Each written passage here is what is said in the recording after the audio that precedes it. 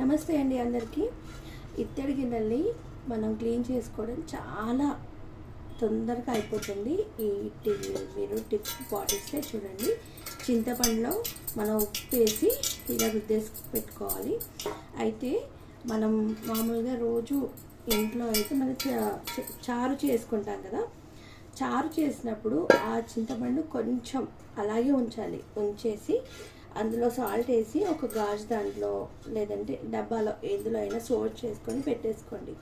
అలా స్టోర్ చేసుకొని పెట్టుకున్న తర్వాత చూడండి, ఇలా మనం దోమేస్తే ఎంత తెల్లగా అయిపోతుందో. ఇలా ఒక 5 minutes వదిలేసి కడిగినా కానీ మనకి తెల్లగా అయిపోతుందండి. మీరు నచ్చితే ఈ టిప్ని ఫాలో అవ్వండి. చూడండి, చింతపండు ఉప్పు, మీకు రాళ్ళ ఉప్పు అయితే ఇంకా బాగుంటుంది, కాకపోతే అది కరగడానికి కొద్దిగా టైం పడుతుంది కదా. అలా వదిలేసి పెట్టుకోండి. డైలీ మీరు పూజా పాత్రలు కూడా తోముకోవచ్చు.